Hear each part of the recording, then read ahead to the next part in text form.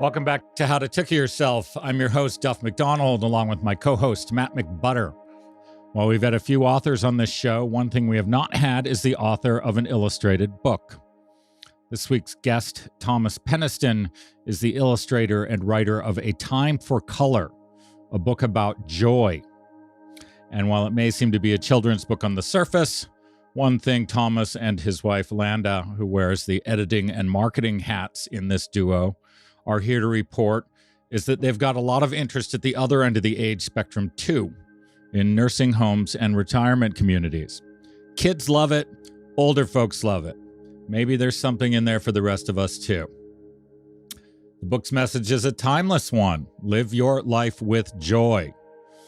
I buy that. Most people buy that. Although some people may respond that that's easier said than done. The hardest part about doing so, they argue, is not the joy part when things are going well, but the part about not losing yourself or your zeal for life when things get tough. There is truth to that, but that doesn't mean that the hard parts can't just be a part of a greater joyful whole. You just need to make sure everything doesn't fade to black. Back to our guests, though. Thomas and Landa are here to tell us how to keep things in Technicolor. Welcome to the show, Penistons. We are glad to have you. Thanks for having us. Thanks for having us.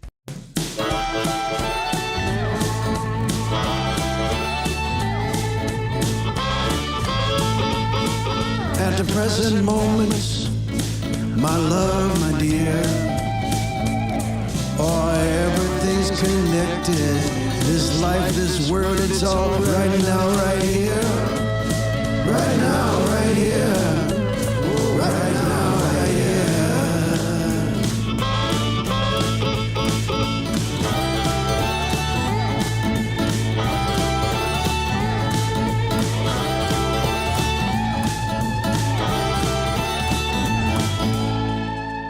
So why don't we start at the beginning? You are not a career author, are you, Thomas? Where'd the idea for this book come from? The idea originated, I believe it's a personal journey. My sister had an influence on it, but it was more of a journey of kind of self-discovery, opening up. In this day and age, I just think that we need to spread more joy. And I did it in pops of color to kind of signify the joy in the book. It's really a good story, I think, for all ages from 4 to 99, and that everybody, I think, can get a little bit out of it.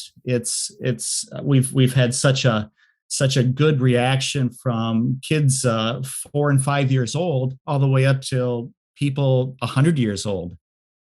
And it was just last week, we were actually talking at a nursing home, and there was a resident there that's 100 years old, and she's a World War II vet, and she just was captivated at the whole story and how it kind of landed home for her. And it was very gratifying.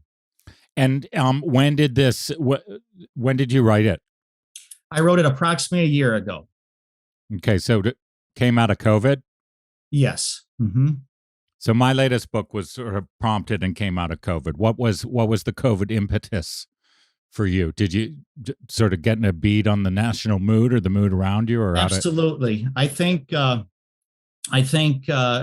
everybody right now, with tensions kind of high, and the way our world is right now, I think everybody, and then having to isolate, I think we all needed a little more joy. And it was through my own personal experience here that trying to come up with something to try to almost get my own feelings out onto paper is what it was, and trying to deal with it just like everybody else through this time of uncertainty, really. There's a bit of a Dr. Seussian rhythm to some of the stuff. Uh-huh. And I don't think I've ever worried about not wanting to ruin the plot of what is arguably a children's story for someone, but I want to do something here. There's a turning point in your book somewhere in the middle. Yes. Where you write, the older I got, I became more aware. I had no time for color. I simply didn't care. Mm-hmm. Where did you land on our ability to see color as a proxy for how much we're hanging on to joy?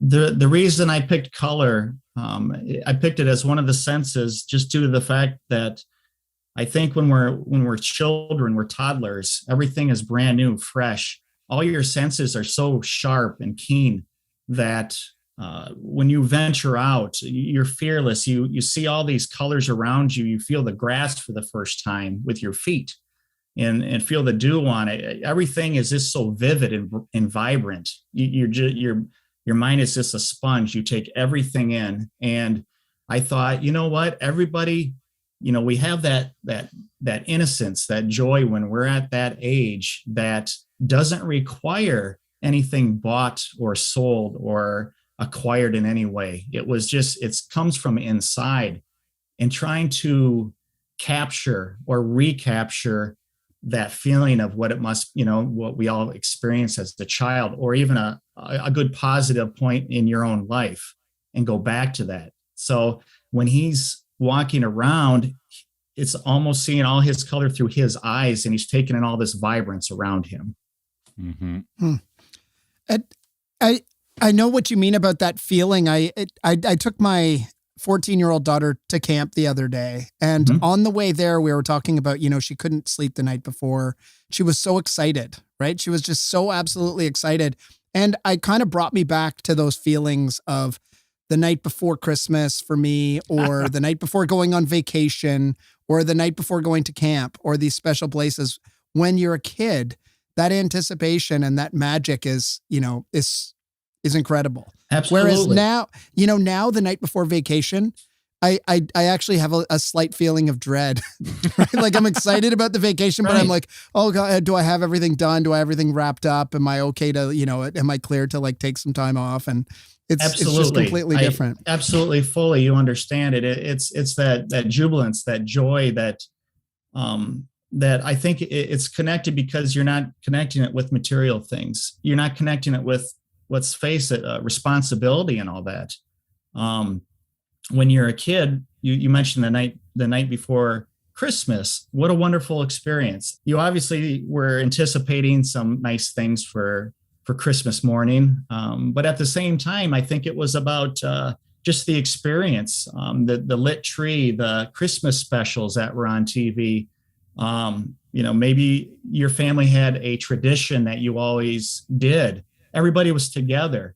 It wasn't so much about the material things as it was who you were with. And I think the older we get, we tend to actually worry more about our house, our material things, our car, things like that. And we forget is that really what it's about? Is this all there is, kind of thing? So am I right that you guys are grandparents? How can you be grandparents? We are. Okay. Yeah. So was the arrival of a grandchild at all related to this? Because, right, like the arrival of a fresh kid perspective, everyone who has young kids feels rejuvenated. Matt just said same thing. Pay attention to your young kid. But did becoming grandparents have any impetus with this book? I would say not the real arrival of them, because they're like 3 and 4 now. Okay. But just the existence of them now, and watching them and the joyfulness that they have, and just watching how it used to be when I was younger, and seeing them enjoy some of the same things that I enjoyed is just very, very rewarding. That's awesome. It is. It's, when you have this little person looking up to you for answers, and, I always had someone, I guess, that I could look up to for answers. And now when you in turn, they're actually looking for answers from you, and you can, possibly give them positive direction on what they're asking. Like I'll point out, like my father, he's in his 80s, and he says, I'm still having trouble figuring things out. And he goes, when I was a child and I looked at somebody that was in their 60s, he goes, wow, that guy's got it all figured out. And he said, wow, was that guy ever wrong? So, We're just going to ignore it, Matt, the fact that they have a ladder on their bookshelf behind them, which is making me intensely jealous. I'm not going to pretend I didn't see that. So anyway, there's marketing. It is really interesting to me. Like in retrospect, maybe doesn't seem like such a shocker, but what made you think of what is ostensibly a children's book in front of a retirement audience? When did that flash of inspiration hit you? I would say because our very first beta readers were our parents, and immediately they were brought to tears. My mom, she has a book by her nightstand all the time. Tom's mom reads it probably once a day. My boss, who would never show much emotion, cried when I read it to him, and I was so moved by that. So I thought, we've got something special here. If this can move people, I want to share it. Absolutely. I think it's the fact that when I try to write my books, I try to add a humanness to it that everybody can relate to. Some books are out there that are extremely happy, and I love those kind of books. And but if you can bring it down where, as just someone trying to tell a story, but make it real that people can relate to, I really think that's a positive message. Mm-hmm. And with as the story progresses and things don't turn out the way he plans, then that's the part of life that gets real for everybody, I think. So, I'm not going to ruin any of this for people because it's a delightful little book, but I wonder whether you may have been biased, taking your favorite color and giving it prominence in here anywhere. What is your favorite color? And did that influence how you wrote this book? The second question is not really serious. Actually, I really don't have a favorite color. I like them all about equally. I guess I would have to lean towards green, maybe. That's what I was going to say. Just for the fact that it brings back really fond memories of growing up and camping with my father. And there's little bits of a lot of my family throughout the book. And when Green wants to go camp on the hill by the spring, I guess that really brings me back to that point. Just on the topic, I love the fact that, your parents have a bedside copy. That's really cool. And just that, that working on for the, multiple ages, for the very young and for the very old, reminds me a little bit of, you must know, I Love You Forever, Robert Munsch, yes. Classic children's book that I loved as a kid. Mm-hmm. I'm now reading as a parent, mm-hmm. but my mom would also read it to my daughters. And, it's even about that, right? It's sort of about the aging kid. Absolutely. And just love that one so much. And we still talk about it all the time, and everybody has, their different way of even sort of singing the refrain that the that the dad does for his kid, or the mom does for the kids, and then the dad does it later. And then I think she shows up with like a ladder and like basically stalks her kid. It comes in the second story of his house. Yes. And that part I always found a little bit creepy, but cute at the same time. It is. And I think what you got to pull away from that is of the innocence of the book. Yeah. And the message it's probably trying to promote there. Mm-hmm. But mm-hmm. I've heard the same thing. Yeah. So I'm going to read my favorite passage because as Matt has probably grown a little tired of hearing, I no longer believe in time. And also I believe that all the things we think we know pale in comparison to the things we don't know. So we're focused on the wrong things. So it says here, joy does not care who you are or where you are going. Joy has no sense of time. It's not wise or all-knowing. My favorite. Well, thank you. So what's next? What's the sequel? What's coming after this? What's coming after this is Franklin the Firefly. And I can tell you a little bit about Franklin if you want me to. Please. Okay, so Franklin is a firefly, and he grows up. He's a great toddler, has plenty of friends, but once he gets to a certain age, all his friends start glowing, but Franklin does not. And through a series of events, they find out that he actually has no glow, and he gets I don't know, how would you put Franklin? What happens to him, really? Well, he goes down a wrong path, Okay. and then he has a friend kind of help him show the way, and he ends up being a hero in the end. But it ends up being okay that he didn't have a glow. That so it's to teach kids that it's okay that you're different, and it's a real sweet story. It has a lot of humor in it, and I think it will be well received. All right, we're looking forward to it. So, listeners, if you are intrigued, we are talking about A Time for Color, a book about joy by Thomas Peniston, Peniston. Where can they get this book? Can they get it on Amazon? Yes, they can, but our website is the best spot, and that's gammaburstbooks.com. All right, gammaburstbooks.com, people. Go check it out, whether you are 4 years old or 99 years old. Wait, Matt, sorry, we didn't do this. Matt, what's your favorite color? I don't believe in favorites of anything. I think favorite is just something that you sort of are thinking of at the time. And some people, really latch on to favorites, but I don't know if that's really their favorite or whether that's just a story that they've been telling themselves. The latest, greatest. Yeah. My wife is very, Deb, very, very partial to yellow. She loves yellow. She loves everything yellow. She likes yellow clothes. She likes yellow shoes. She likes looking at color yellow. If we pass a yellow car, she's always like, "Oh, look at that." So, when that just we turned you off to having a favorite color. when we first got together, I'm like, "What about, cowardice is yellow?" And she almost dumped me right there. Also jaundice. Yeah, but in any case, these guys are talking about colors for joy. Yeah. Mine is blue, by the way, but we don't really need to go into it. Thank you for joining us, Peniston. It's been great to talk to you. A Time for Color, and we'll all be on the lookout for Franklin the Firefly.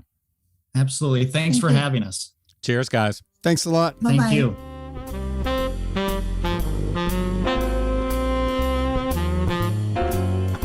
We want to talk about our guests here in a second, but I did realize in the middle of that program that we have been remiss in not having another children's inspirational book author that we know on this show, the great Patrick Keating. Yes. Oh God, what was that one? He was pitching the one to me for years. So he's got a book. We'll be talking to you soon, Patrick, if you're listening. Life is Good, Be Kind or something. Is that it? Yeah. So we'll get him on the show. So all right. Isn't that interesting to go out? I would, we're back to precision paradox. We live in an era where we think things are where we target things, right? Well, I was just asking someone to be a guest on this podcast the other day, and they were like, "What's the demographic of your listeners?" It's like, I don't know. But so 4 to 99. Yeah, 4 to 99, ages 4 to 9. Thank you, Peniston. That's we're going to use that from now on. Listened to and enjoyed by people all the way between the ages of 4 and 99. It's a key demo. That's a key demographic. What a great insight to realize that it's not a kid's book. It's also it's sort of like a Bell thing, right? They're getting a lot of action in retirement communities, but also kids. It's fascinating. It's like, that's a marketing mind for you. She figured something out. All the great children's books are enjoyed, I think, too, by the older by the people that are reading, reading the books to their kids, especially, for me, it was the Dennis Lees, Canadian kind of poet author, Shel Silverstein. I loved those as a kid, and I loved reading them as an adult, and you find different things in them when you read them to your kids. And probably even on another level, when you're like a, grandparent, reading them to your grandchild is like another new experience. And the Robert Munsch, which I mentioned, of course, is works on multiple generations. So another one which Steve and I obsessed over as kids, but which I would gladly spend half an hour reading now is Gnomes, the illustrated book of Gnomes. Do you remember that? Never. I don't think Oh I my had God. that in my it's library. a Scandinavian guy. It was fascinating. It was like an illustrated sort of like faux encyclopedia about gnomes that had all this hyper detail about, in any case. Cool. And the Dr. Seuss, of course. Although some of those have been discontinued. Some of those were canceled for various insensitivities. I did not know that. Yeah. Including a couple that I have, like not original, printings, but very old ones that are probably gold now. One called Scrambled Egg Super, which is a bit of a obscure kind of tier 2 Seuss book, but was one of my favorites, and I'm still holding on to it. Not that long ago, we were on a bit of an Elvis tear in this house before the movie came out, and just started digging through his early stuff. There are some songs that would get that dude canceled in 5 seconds. It's amazing. Are you talking like him these days? Are you dressing like him a little bit? Are you starting to fanboy out a little bit with Elvis? Although there's a poster just arrived today. Marguerite asked if we could get a poster of, I think she's just got a super huge crush on Austin Butler, who's the star of the movie, who's great. Oh yeah. In it. Yeah. Once Upon a Time in Hollywood, he came on my radar in that. He's just unbelievable in it. Yeah. So I got a quote of the week for you. We're going to do this a little differently here. This one's from Nisargadatta Maharaj, and it's about it's very apropos. It's we're talking about a children's book, so he's talking about infants. And he says, an infant knows the body, but not the body-based distinctions. It is just conscious and happy. After all, that was the purpose for which it is born. The pleasure to be is the simplest form of self-love, which later goes into love of the self. Be like an infant, with nothing standing between the body and the self. The constant noise of the psychic life is absent. In deep silence, the self contemplates the body. It is like the white paper on which nothing is written yet. Be like that infant. Instead of trying to be this or that, be happy to be. Yeah, like Tarzan, right? Tarzan was just, he didn't, have any language or anything, or he was just. Well, I'm now of the opinion that we think too much, right? We should just we don't need to think our way out of all, like we think our way into situations and then think we need to think our way out of them. You just need to stop thinking your way into them. Mm-hmm. We know at this point in the show, we would typically go to the Sage of Sages, but I figure we should check in with Marguerite.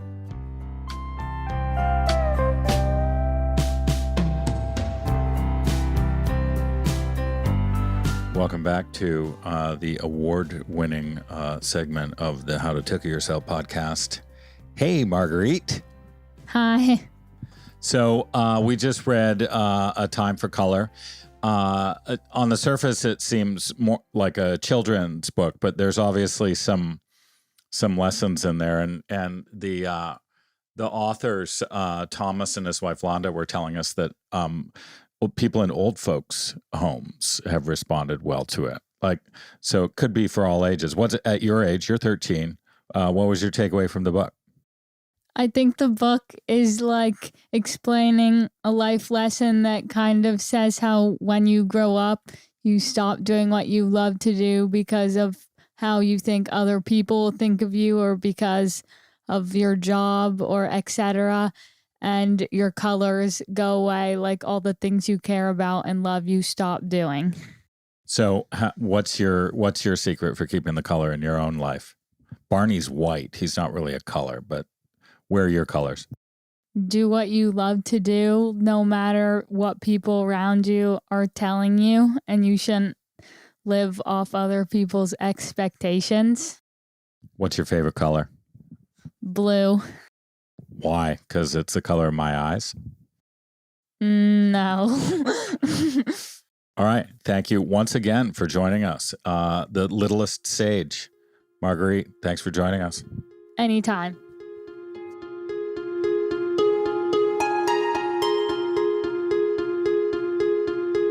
Yeah, so, Having the Penistons on here really got me thinking a lot about, color as a metaphor. And one thing I thought was kind of interesting about it is how color, it kind of changes in different contexts, or, like people sort of think that there's natural things associated, natural feelings or connotations maybe with different colors and stuff, but not really.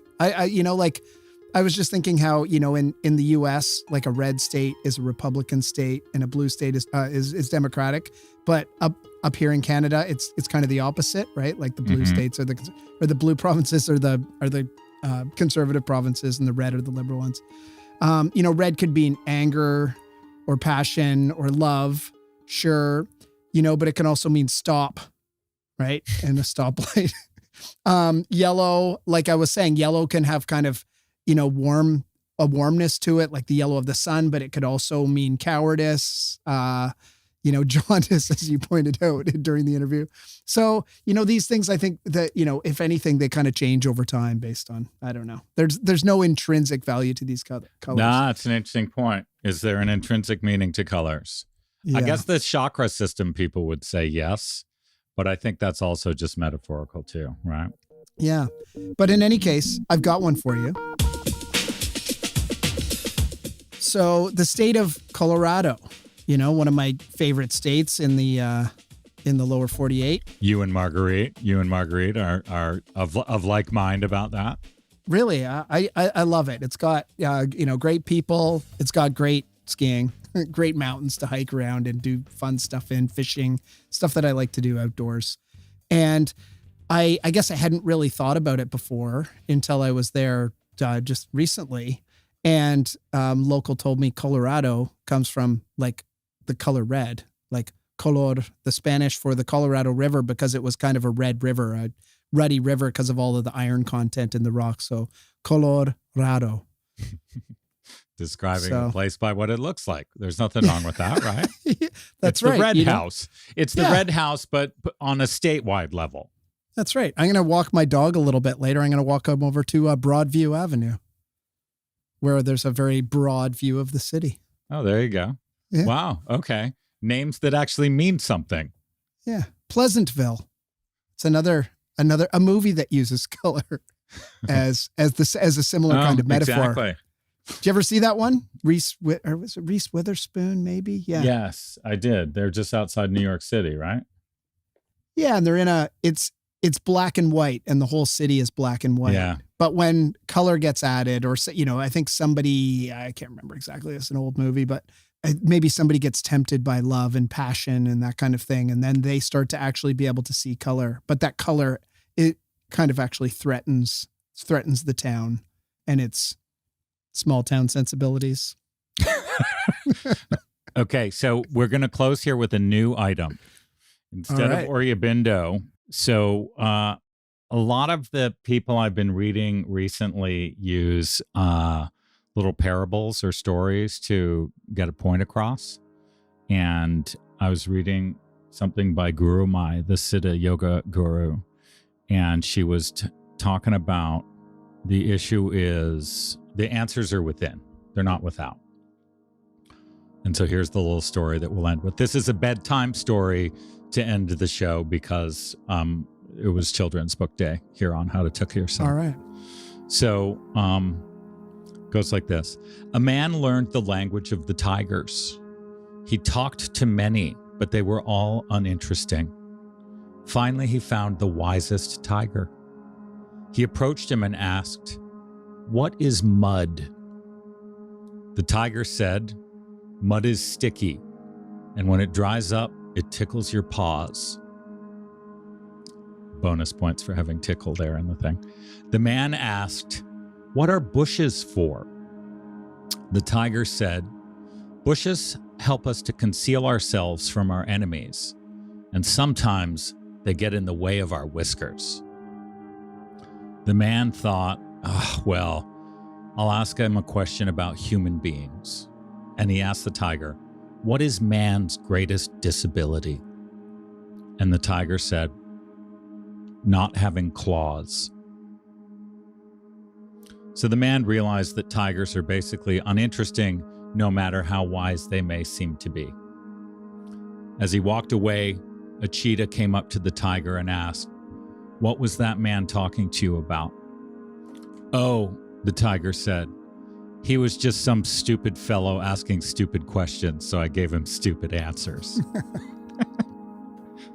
So, the lesson, we think that when we gain a little knowledge, we can test someone very wise, but somehow we've not tested what kind of knowledge we ourselves have. It is very important to go deep within, and you can't get the answers even from the wisest tiger. Let that be a lesson to you. Well, Duff, you're certainly a very colorful character. Right? I'm dressed in my Indian, this is my sort of Native American representative shirt. And thanks for listening, listeners. We'll be back with you in a week. Bye-bye. At the present moment, traveling town to town, the mystery of the motion, right here, right now. Right here, right now. Whoa, right here, right now.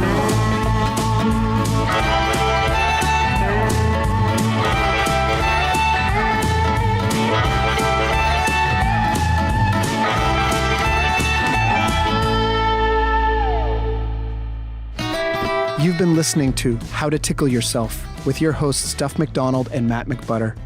You can help us by liking, subscribing, and sharing this podcast with others.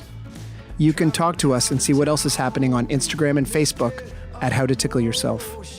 This program was recorded in Studio B of the historic Rockledge Recording Studio and the Tunnel Under Arundel. Right Here, Right Now, our original 16-part theme music was written and recorded by the legendary Paul Reddick and Kyle Ferguson of the Sidemen, with the brilliant Steve Mariner on bass and drums and in the mixing room. The podcast is produced and distributed by Storic Media. Our editor is Andrew Steiner. Our coordinator is Samantha Abramovitz. Our producers are Kristen Verbitsky and Chuck LaBella. For more information, visit storicmedia.com. That's STORIC media.com. My love, my dear.